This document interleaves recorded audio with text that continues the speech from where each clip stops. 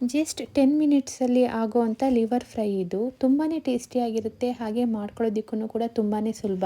ಚಪಾತಿ ದೋಸೆಗೆ best combination ಅಂತಲೇ ಹೇಳ್ಬೋದು. ಮೊದಲಿಗೆ ಒಂದು ಪ್ಯಾನ್ಗೆ ಆಯಿಲ್, ಸೋಂಪು, ಆನಿಯನ್, ಪುದೀನ, ಮೆಂತ್ಯ ಹಾಕಿ ಆನಿಯನ್ ಕಲರ್ ಚೇಂಜ್ ಆಗೋವರೆಗೂ ಫ್ರೈ ಮಾಡಿ, ನಂತರ ಇದಕ್ಕೆ ಶುಂಠಿ ಬೆಳ್ಳುಳ್ಳಿ ಪೇಸ್ಟ್ನ ಹಾಕಿ ಹಸಿ ಸ್ಮೆಲ್ ಹೋಗೋವರೆಗೂ ಫ್ರೈ ಮಾಡಿ, ನಂತರ ಇದಕ್ಕೆ ಟೊಮ್ಯಾಟೊ ಸೇರಿಸ್ಕೊತಾ ಇದ್ದೀನಿ.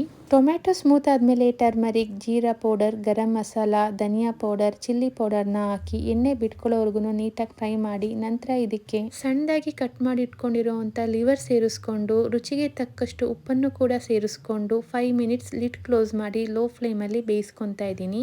ಗ್ರೇವಿ ಥರ ಬೇಕು ಅಂದರೆ ಸ್ವಲ್ಪ ನೀರನ್ನು ಕೂಡ ಸೇರಿಸ್ಕೋಬಹುದು. ನಾನಿಲ್ಲಿ ಜಸ್ಟ್ ಆಯಿಲಲ್ಲಿ ಮಾತ್ರ ಫ್ರೈ ಮಾಡ್ಕೊಂಡಿದ್ದೀನಿ. ಲಾಸ್ಟಲ್ಲಿ ಕೊತ್ತಂಬರಿನ ಸೇರಿಸ್ಕೊಂಡ್ರೆ ತುಂಬಾ ರುಚಿಯಾಗಿರೋಂಥ ಲಿವರ್ ಫ್ರೈ ರೆಡಿ ಆಗುತ್ತೆ. ಬ್ಯಾಚುಲರ್ಸ್ ಹಾಗೆ ಬಿಗಿನರ್ಸ್ ತುಂಬಾ ಈಸಿಯಾಗಿ ಪ್ರಿಪೇರ್ ಮಾಡ್ಕೋಬೋದು, ತುಂಬಾ ಟೇಸ್ಟಿಯಾಗಿರುತ್ತೆ.